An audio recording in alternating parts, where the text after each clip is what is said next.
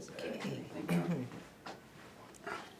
Let me get situated. Yes. Wait, let me hear the audio too in We case. did not record. This is not recording. Oh, yet, this is right? not recording Okay. yet. Yeah, we could start recording it. Mhm.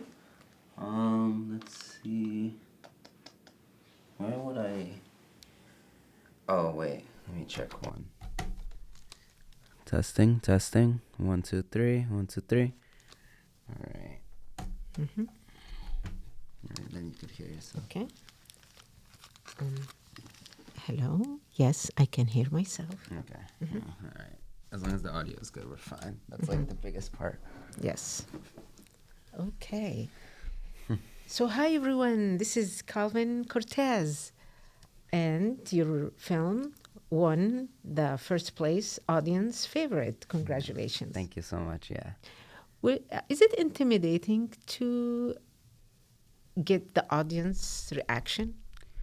I definitely, that was like the main thing I wanted. That were the reaction of people watching it, viewing it. That was what was making me make it in the first place. Really? Obviously I was passionate about making the movie based on its subject, but I mainly wanted to see what other people would react to it. So I made sure to have it cohesive. I had to make sure that I had heart dropping moments. I wanted stuff like that in order to make sure that the audience was trying to get how I was feeling at that time.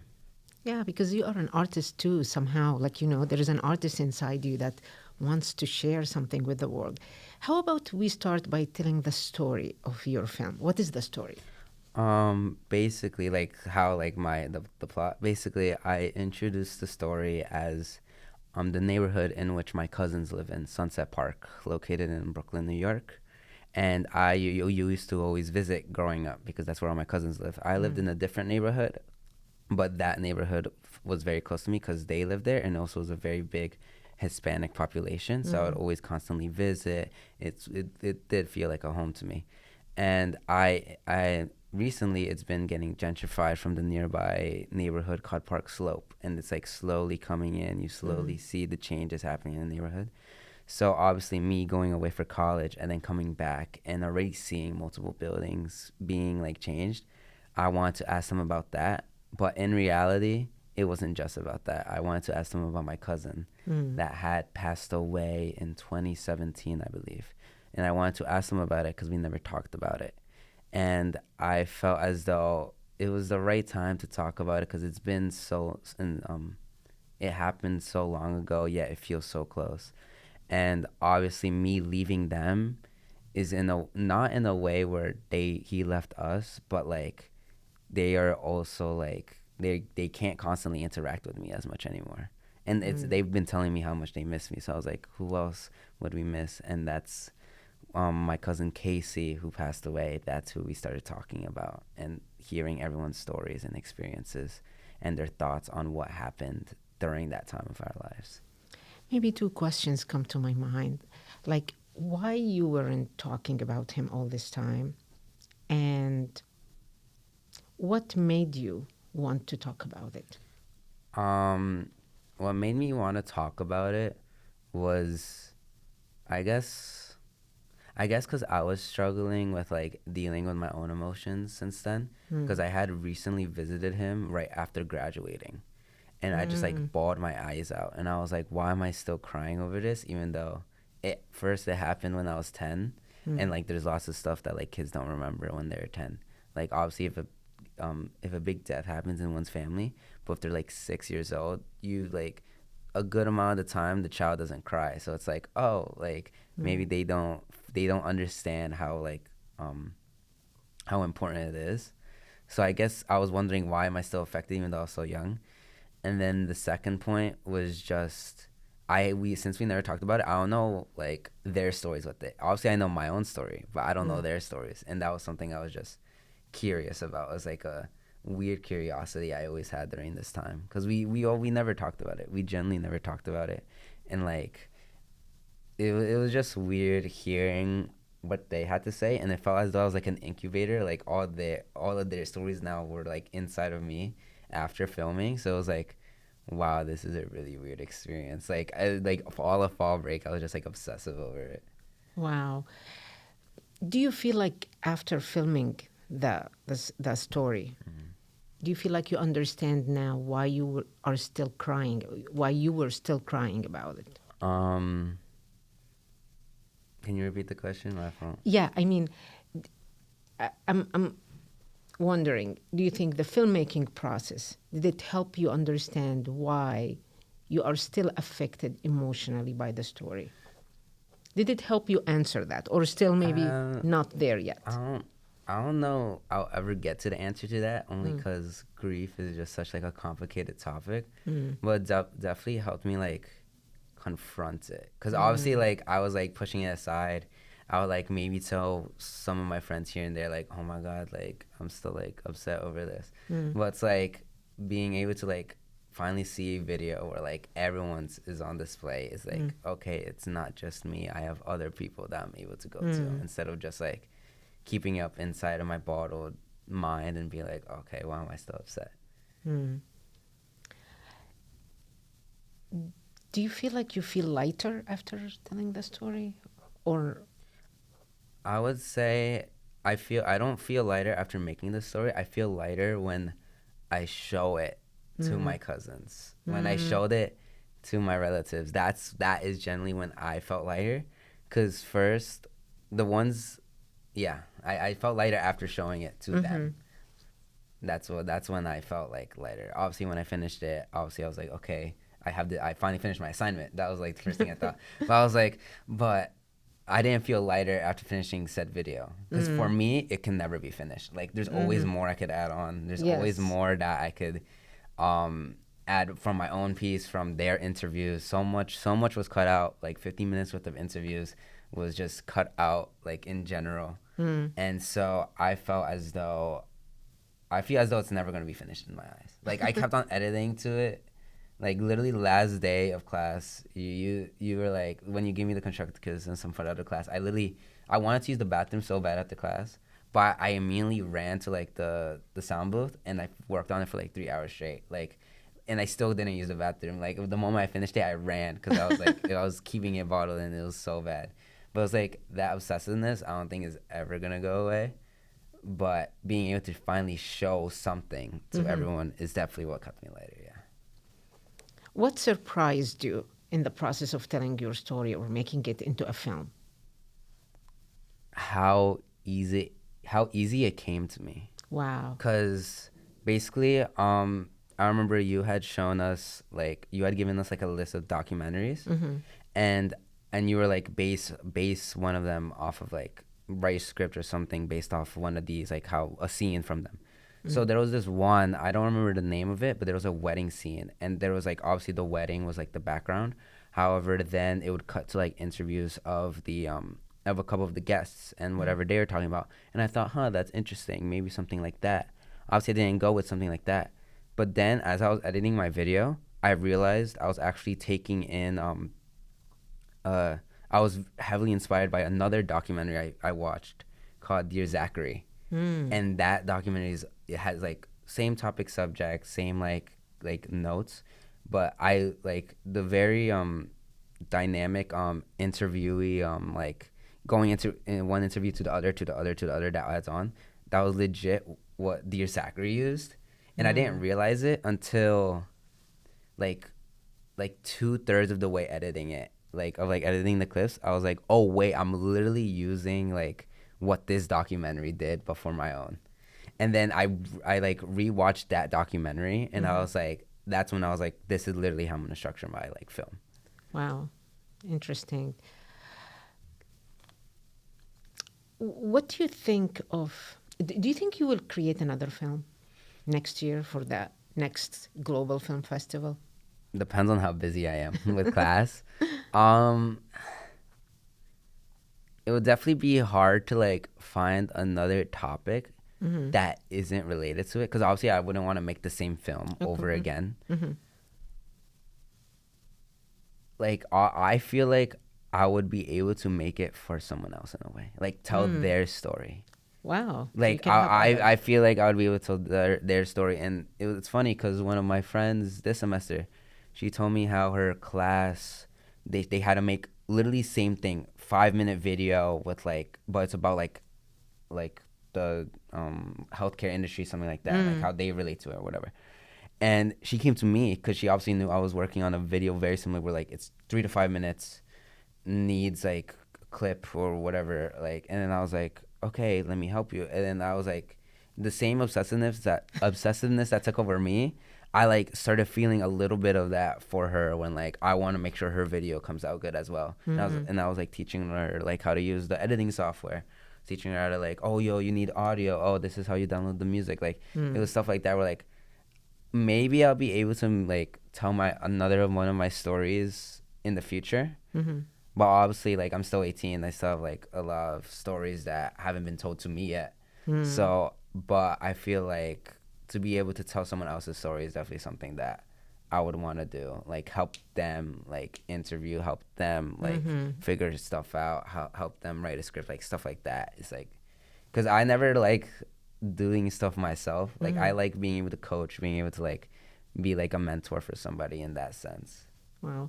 And what do you think about the vulnerability aspect of storytelling? What gave you the courage to confront that topic, the grief, in your opinion? It low-key came from a place of like trying to prove myself wrong.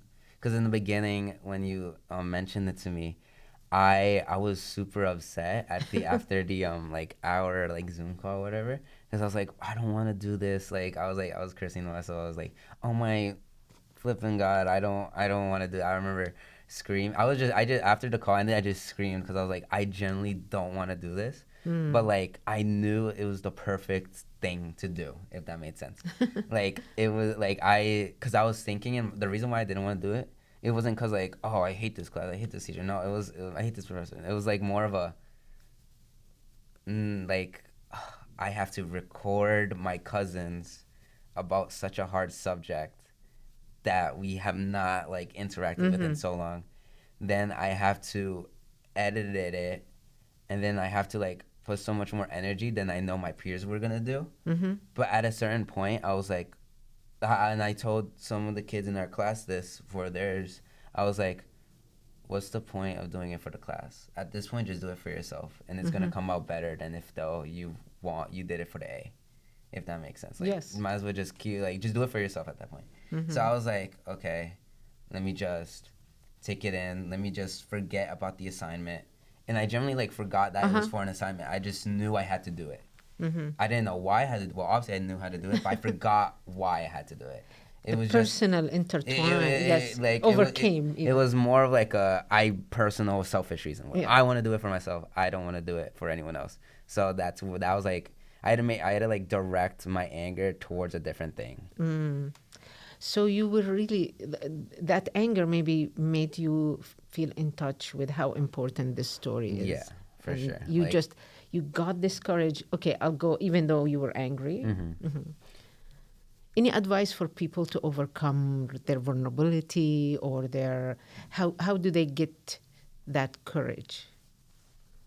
I feel like I said before, I'm like always gonna repeat it because that's literally the mindset I have. Just forget just do it. Like, just forget it's for class. Just forget it's for the film festival. Just forget it's for whatever you had to make your film for. Or like for money, let's say. Yes. You have to just remember it's for yourself, because like for me, I'm a visual person. So I literally saw the movie already in my head. I was like, what do I do? Like, because growing up, like, let's say I always wanted to like be artistic. Like I always wanted to draw. But I was so bad at drawing. So I was like, I literally see the image in my head, but I couldn't physically do it. Or like, I wanted to like make like a sculpture. I literally physically see it in my head. I couldn't do the sculpture. But with this, it's so much more accessible in terms of editing, that in order to like overcome your vulnerability, you have to just go for it. Like straight up, just be obsessive over it, and you have to let yourself be obsessive over it. You can't be like, oh, I'm wasting too much time on it. No, that's a good thing that you're wasting so much time on it, and you're not even wasting time.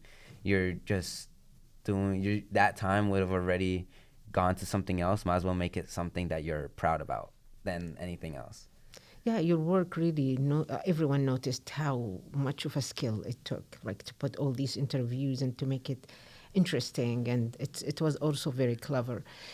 So now, if we want to talk about the films, the Not Another Home movie films in general that you watch in October 17, and what the class did this year, what do you think, in your opinion, this is all about? What makes these films meaningful or not? How are they different from other documentaries or other films?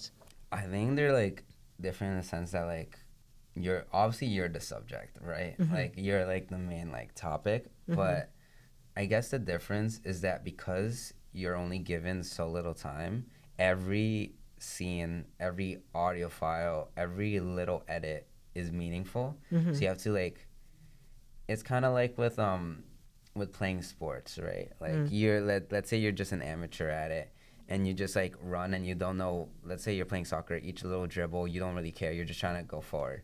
But like obviously when professionals do it, it's like every little step has a meaning to it. And that's why I feel if the Not Another Home movie forces us to do, it's like every little edit is meaningful. So you can't just waste time. Right?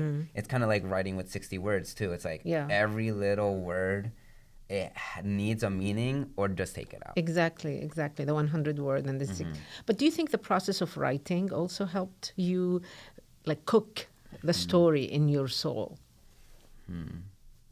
Like writing as in like writing the script or like writing just like in general, like exercises? No, just writing the story. I know your 600 word story was the same. You started there. Yeah. And then this took you into the research part, like to really also confront this topic again, but from a research point of view. Do you think this helped you to overcome the vulnerability? I feel like I'm a very open person in general. So I feel like the vulnerability would have came out. It's just how I would have shown that vulnerability that really changed throughout like during the research, during this, during that, like showing it. Because obviously you could simply cry on camera, right? And yes, that is showing lots of vulnerability, but I wanted like the audience to feel like sad themselves and not sad for me, if that makes sense. I never showed myself like being, obviously I showed myself being upset about it at the end, but it wasn't like a main focal point. Like I wanted to like build up the story so that the audience had something to care about. Like obviously they didn't have a token, they didn't have something that they were like, they didn't have a piece of that story, but I wanted to make sure that they felt the emotional weight to it. And I didn't want to just use like me being upset about it as like the main focal point. Obviously I later did with my cousin where I showed her like vulnerability, and obviously I like asked her so many times, it's okay, like is this okay, like I ran it through her so many times.